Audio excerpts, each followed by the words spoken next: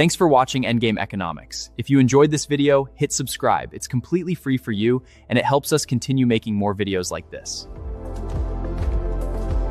Welcome back to The Explainer. So, for the last 50 years, practically every single barrel of oil on Earth was priced in US dollars. And that wasn't some inevitable rule of capitalism. It was actually a carefully constructed behind-closed-doors deal. But here's the thing.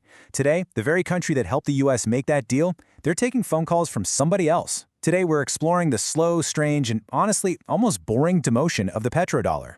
We're going to look at how a half-century of American financial dominance is being quietly dismantled by spreadsheets, gold vaults, and alternative payment systems. Let's get into it. Here's our roadmap for this explainer. First, the birth of the petrodollar. Then we'll look at the petrodollar flywheel. Number 3 is the weaponization trap, followed by the Saudi pivot. Then we'll cover building the backup pipes, and finally, wrap up with the slow demotion. Okay, part 1. The birth of the petrodollar. We really need to understand that this system wasn't just capitalism running its natural course. Actually, scratch that. It was more of a desperate fix to a civilization-level financial problem, essentially dressed up in diplomatic pinstripes. Let's rewind a bit. The story really kicks off in 1971 when Richard Nixon casually closed the gold window. You see, for decades, the dollar was pegged to gold, but the U.S. was bleeding gold reserves fast, so Nixon just severed the tie. Suddenly, the dollar was backed by, well, nothing. Just faith, basically. This created an immediate crisis. Why on earth would anyone want to hold dollars? The fix came 3 years later in 1974 with a truly brilliant handshake deal in Riyadh. Saudi Arabia agreed to price its oil exclusively in U.S. dollars. And in return, Washington offered military equipment and protection. Because Saudi Arabia was the undisputed kingmaker of OPEC, the rest of the cartel naturally followed suit. By 1980, OPEC nations were literally recycling hundreds of billions of these dollars right back into U.S. Treasury bonds. It was a massive game changer. And this whole setup created this kind of dark comedy of a system, resulting in what economists call exorbitant privilege. By manufacturing artificial global demand for the dollar to buy oil, America became wildly addicted to its own scheme. Think about it. Because everyone needed dollars just to buy energy to keep their lights on, the rest of the world basically had to keep buying U.S. currency. This meant the U.S. could print the world's money, never really have to pay its bills in the traditional sense, and essentially treat its IOUs like sacred relics. What a deal, right? Moving right along to part 2, the petrodollar flywheel. Because the petrodollar isn't just a single object you can hold in your hand, it's really a mechanical flywheel spinning in 3 very distinct sequences. Let's break them down. So step 1 is the pricing loop. Even if Japan buys oil from Kuwait, the contract is settled in dollars. Everyone absolutely needs a dollar bank account just to play the game. And that feeds directly into step 2, the reserves loop. Since central banks must stockpile dollars to buy fuel, they don't just, stuff them under a mattress, they buy U.S. Treasury bonds. This brilliantly allows the U.S. to fund its deficits at artificially low interest rates. Finally, we hit step 3, the sanctions loop. Because the dollar makes up the global plumbing, the United States holds the ultimate power to just flip a kill switch on any nation's economy. Which brings us to part 3, the weaponization trap. For decades, the logic of this neutral global plumbing survived just fine. Sanctions were rare, they were targeted, but that logic held right up until February 22, 2022, when the United States effectively fired the gun at its own foot. Following the invasion of Ukraine, Western financial institutions froze roughly $300 billion of Russian central bank reserves. Now, I want to be clear here. They didn't just seize a few private yachts. They froze the sovereign bank accounts of the largest country on Earth. And this sent a crystal clear message to every reserve manager from Beijing to Buenos Aires. The dollars in your vault? Yeah, they aren't actually yours. They exist strictly at the pleasure of Washington. Shortly after that happened, Gita Gopinath over at the IMF issued a pretty stark warning about the international monetary system fragmenting. Now, translated from polite IMF speak, this essentially meant the world just woke up to the fact that holding dollars was now a massive political risk. Almost overnight, every non-aligned reserve manager started looking around for a backup plan. The entire incentive structure of the global economy had flipped completely upside down. The backfire here is honestly staggering. The dollar's share of global foreign exchange reserves has plummeted to a 25-year low. We're talking a drop from 71% in 1999 to just 57.7% in early 2025. And what's really fascinating? If you track it, the steepest drops align perfectly with the ratcheting up of sanctions starting around 2014. It's not a sudden crash, it's a slow, persistent bleed. All right, part 4, the Saudi pivot. If you really want to know if the petrodollar is dying, you don't just watch the dollar, you watch Saudi Arabia. Because remember, the petrodollar was a deal, and the original architect is increasingly looking at the door. The asymmetry here is absolutely glaring when you compare the reality of 1974 to today. Thanks to the shale revolution, the US doesn't even need Saudi oil anymore. I mean, the US is the largest oil producer in the world now.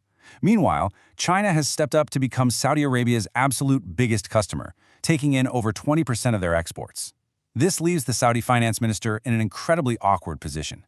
Their historical security guarantor, the US, and their biggest paying customer, China, are barely on speaking terms right now.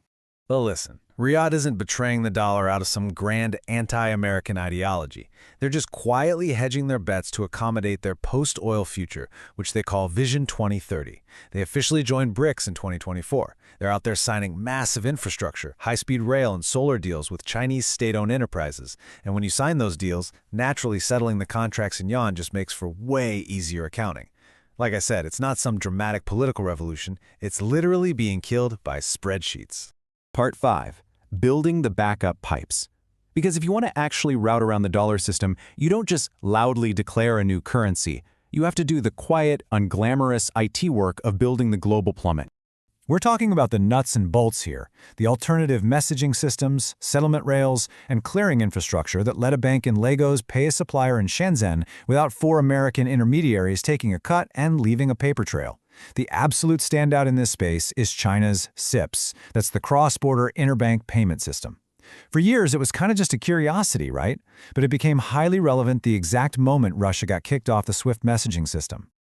Just to show you how fast this is scaling, in a single day in March 2026, right during the Iran-Israel geopolitical flare-up, CIPS shattered records by processing $178.5 billion. It proved in real time that geopolitical stress mechanically drives the adoption of alternative payment rails. People needed a backup, and boom, it was there. And these workarounds are scaling up incredibly fast. You've got mBridge, which is this science fiction-like platform settling cross-border digital currency payments in literally seconds without a single US dollar leg, and by the way, Saudi Arabia joined that as a full participant in 2024. Then you have bilateral BRICS trade, where settlements in national currencies skyrocketed from 26% to 85% in just 2 years. Every single rupee or ruble that settles outside the dollar is a tiny, steady chip out of the demand base for US currency. Now, while all those digital pipes are being made, central banks are also making massive physical moves. They've seriously updated their threat models. Think about it. US treasuries can be frozen with the stroke of a pen on an executive order. Physical gold, however, that's the one asset class on Earth that exists completely outside of geopolitics. It cannot be frozen remotely. And that is exactly why central banks are buying gold at the fastest pace in a century, snapping up 863 tons in 2025 alone. They desperately want an asset that doesn't require trusting another government's politics. Which brings us to our final section, Part 6, a slow demotion, not death. Look, before we declare this the apocalyptic end of the dollar, we really need a reality check using some cold, hard numbers. The narrative of an overnight collapse makes for a super clickable headline for sure, but it makes for a terrible thesis. As of mid-2025, the US dollar still commands an absolute giant share of global SWIFT payments at 48%. The euro sits at 24%, and the yuan, it's way down at just 3%. So this completely deflates that myth of an overnight collapse. The US Treasury market remains the deepest, most liquid debt market on the entire planet.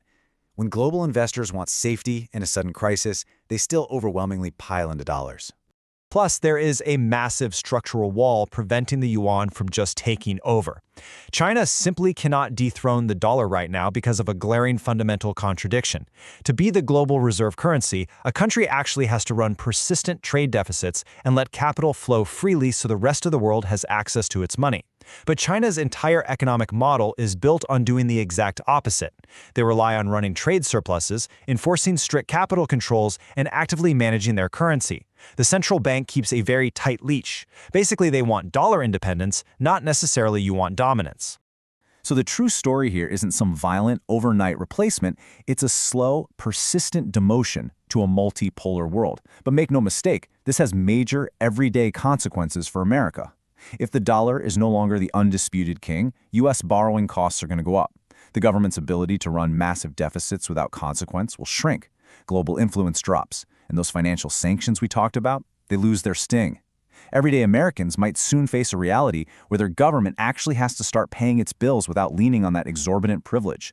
So as that 1974 handshake deal foundation slowly settles, the dollar is transforming from undisputed global infrastructure into, well, just another counterparty. It's a slow transition. It's kind of like a massive tech monopoly facing decades of steady, relentless competition. Which leaves us with one critical question to chew on. As the dollar slowly loses its absolute monopoly, who ultimately pays the price of the new financial reality? Thanks for joining me on this deep dive into global finance, and I'll see you on the next explainer.